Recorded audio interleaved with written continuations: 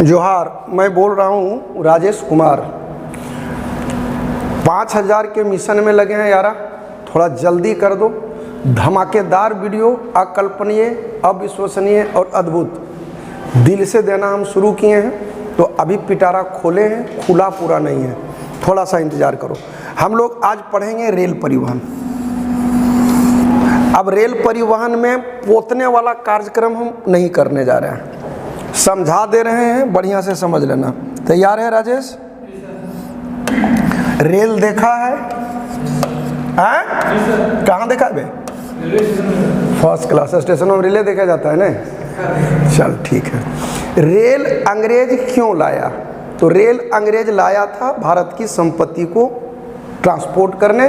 पिछला वीडियो में हम समझा दिए हैं। सवाल यह है कि रेल लाभ में है या घाटा में है, ये पैमाना कौन बतलाता है? देखो, रेल एक ऐसा जगह है जहाँ सबको सबका औकात पता चल जाता है। कभी गया है? ट्रेन में चढ़ा है?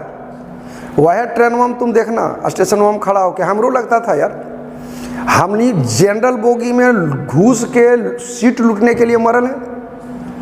50 टका भाड़ा, ओकरे में सेकंड एसी है, फर्स्ट क्लास एसी है, स्लीपर है, और वहाँ से जो एशिया उसिया से निकलता था तो अपने नहीं लगता चलो बड़ा आदमी है हीरे है। अब बतलाओ कि मान लो यहाँ से तुम पटना जा रहा है तो जनरल बोगी में जो चमगादड़ टाइप पर ठुसाल है, ओकरो वह सीन मिलेगा जो फर्स्ट क्लास एसी में, हाँ या ना? पहुँचेगा एक एक टाइम में। तो बतलाओ, इसमें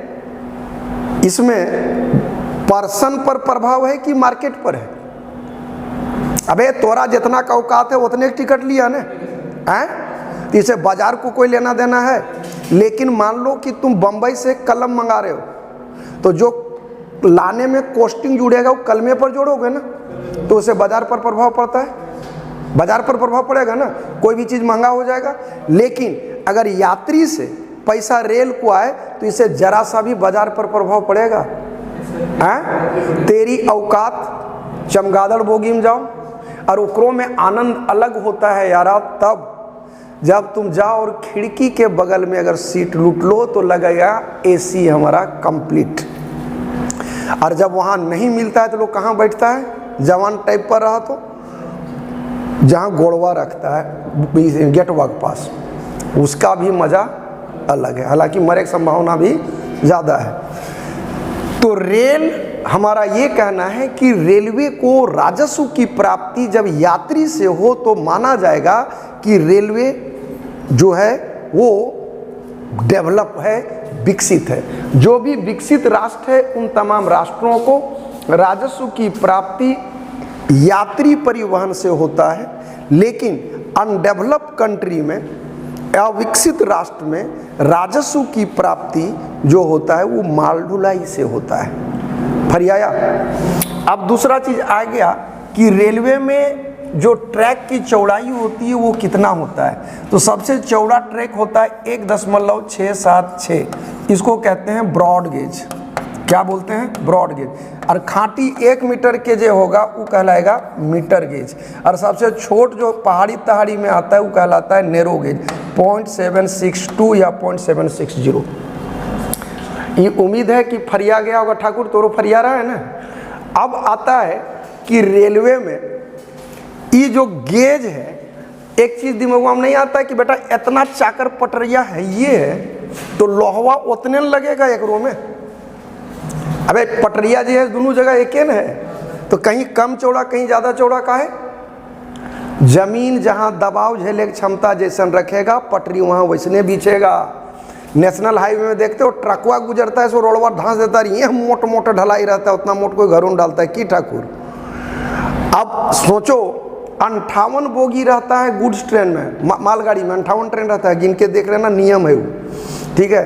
तो 3500 टन वजन ट्रांसपोर्टिंग क्षमता है। तो बतलाओ, सीधे सीधी धांस देगा ना, तो जहाँ दबाव जितना झेलने की क्षमता रहता है ट्रैक वहाँ को वैसने बिछता है। उम्मीद है कि रेल में ये 2 पॉइंट समझ में आ गया होगा। अब एक चीज़ और बोलते हो रेलवे में, अच्छा ये बताओ, रेल वाला में ये जो कहता है कि रेल गाड़ी 12:15 में आएगी, इतना बज के 17 मिनट में आएगा, चला तो ड्राइवरे रहा है। अगर मान लो ठाकुर 2 पैग अगर महुआ महारानी चढ़ा ले तो बेटा घाट से पहुंचा देगा ना, तो कहेगा हम 1 घंटा पहले लियो रे।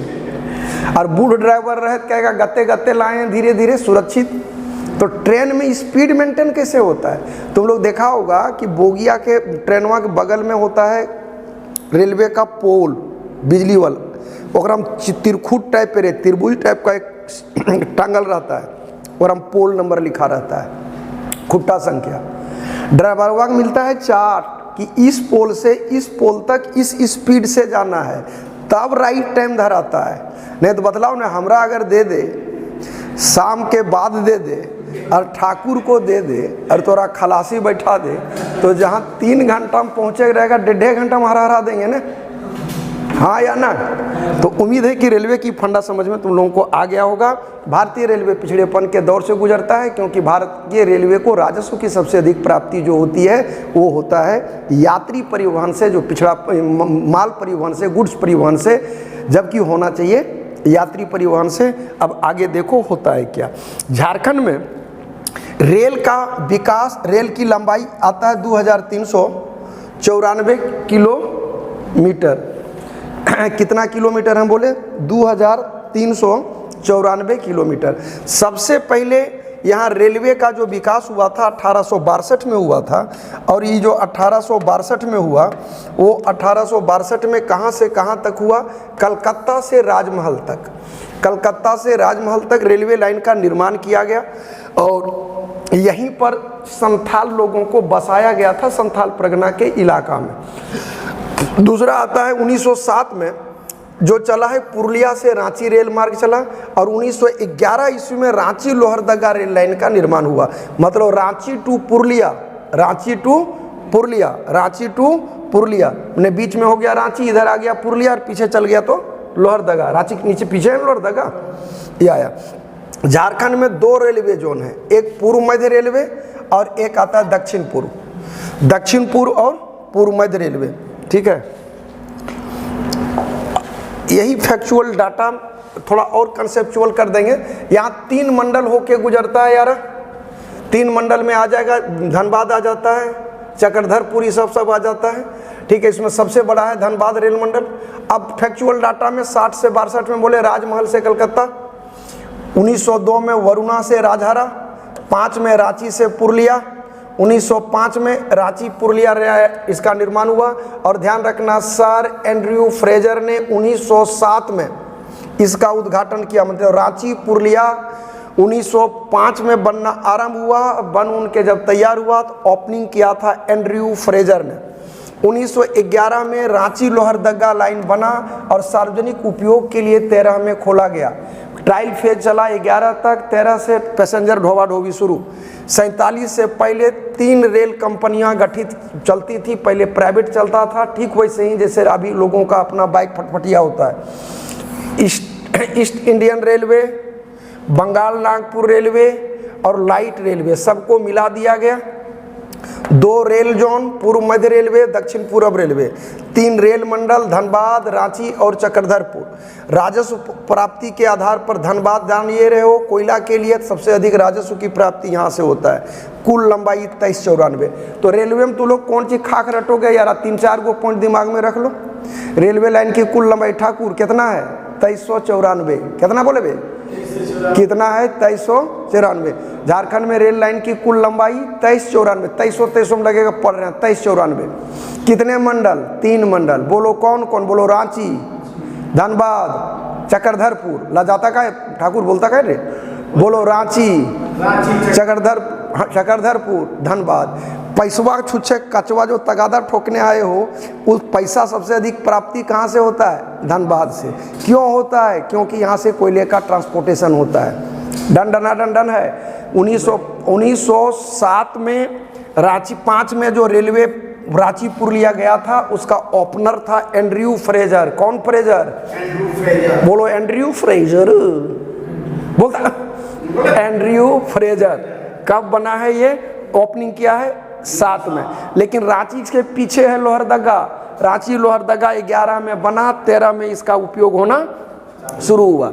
प्राइवेट कंपनियां पहले था ईस्ट इंडिया, बंगाल नागपुर और लाइट रेलवे। कौन कौन? ईस्ट इंडिया, बंगाल नागपुर और लाइट रेलवे। लाइट रेलवे का मालिक तू ही था, ठीक है। ये तीनों था, सबको मिला करके आज़ादी के बाद 1950 में रेल का हो गया राष्ट्रीयकरण, और अभी प्रॉपर्टी हो गया किसका? राष्ट्र का। अभी लोग बोलता है ना कि मोदी जी रेल बेच दिए, ऐसा संभव ही नहीं, पार्लियामेंट में विधेयक लाना होगा। तो ये रहा तुम लोगों को रेल के बारे में। अब ले लो हवाई जहाज। तो यार वायु परिवहन तो है ही नहीं यहाँ। वायु परिवहन में एक आ जाता है तुम्हारा कौन सा? बिरसा मुंडा। प्रथम विश्व युद्ध, द्वितीय विश्व युद्ध में लोग मरा था, उसी सबको ये करने के लिए, ट्रांसपोर्टेशन के लिए आया था, ठीक है। जो राज्य का एकमात्र अंतर्राष्ट्रीय हवाई मार्ग में दो चीज़ दिमाग में रखना तो नहीं, हवाई जहाज दो टाइप का होता है। टाइप मतलब कैटेगरी नहीं। एक आता है जो हवाई जहाज से विदेश जाएगा, जैसे तुम टेम्पू। अच्छा हाँ देखिए दिमाग हुआ है। एक जो तुम देश के अंदर रहो और एक तुम देश के बाहर जाओ। तो इस पूरे वायु सेवा को दो टाइप में बांट दिया। एक का नाम है एयर इंडिया और एक का नाम है इंडियन एयरलाइंस। क्या क्या नाम बोले? एयर लचाओ मत मारे फरेठी। एयर इंडिया और इंडियन एयरलाइंस। अब तो नहीं गड़बड़ाएगा। अब एक कम पढ़ा लिखा रहने से होता है। देख ठेठ में बोका टाइप पे कैसे रखेगा? जकर नमा बड़ है ओकर कमा छोट है, और जकर नमा छोट है ओकर कमा बड़ है। एयर इंडिया तनिगो है तो एकर काम बड़ा है, विदेश जाओ। इंडियन एयरलाइंस नाम बड़ा है, काम छोटा है, देश के अंदर और निकटतम पड़ोसी देश में यहीं तक जाता है। अब दोनों मुख्यालय अलग अलग है। एयर इंडिया जगह विदेश जाना है वो हीरो हीरोइन के पास है बम्बई, और सब ने तो इनको दिल्ली जाना रहता है। इंडियन एयरलाइंस का हो गया दिल्ली। डन है। एयर इंडिया का कहाँ बोले मुख्यालय? एयर इंडिया रे विदेश है बोला। एयर इंडिया का हो गया बम्बई, इंडियन एयरलाइंस का दिल्ली। नाम बड़ा काम छोटा, नाम छोटा काम बड़ा। डन है। अब झारखंड में कुछ है ये नहीं है तो क्या करेगा इसमें? अभी नया खोला है कहाँ पे? देवघर में। हवाई अड्डा में जमशेदपुर की बात चल रहा है, बोकारो का, धनबाद का, दुमका, सिद्धू कानू, मैथन हवाई अड्डा ये सब है। झारखंड में मात्र 44% गांव अच्छा पक्का सड़क से। 1914 में रांची में बिरसा मुंडा हवाई अड्डा का निर्माण किया गया। 41 होगा। जमशेदपुर में निजी हवाई पट्टी है, इसका व्यावसायिक इस्तेमाल होता है। जमशेदपुर, बोकारो, देवघर, हजारीबाग, नोवामुंडी में हवाई पट्टी है, लेकिन हवाई जहाज उड़ान भरता नहीं है। यहाँ पर देवघर से ये आरंभ हो चुका है। अब आता है जल परिवहन।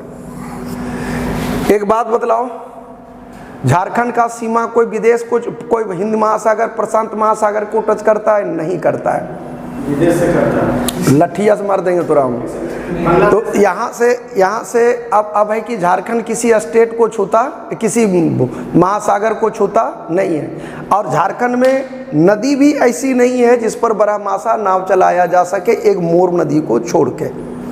तो झारखंड में जल मार्ग का विकास उतना डेवलप्ड नहीं है, लेकिन झारखंड के साहिबगंज के तेलियागढ़ी से गंगा नदी जाती है। तो गंगा नदी जो पानी है उसमें बोट चलाया जा सकता है। तो वहाँ से जो गुजरता है वो है नेशनल वाटरवे नंबर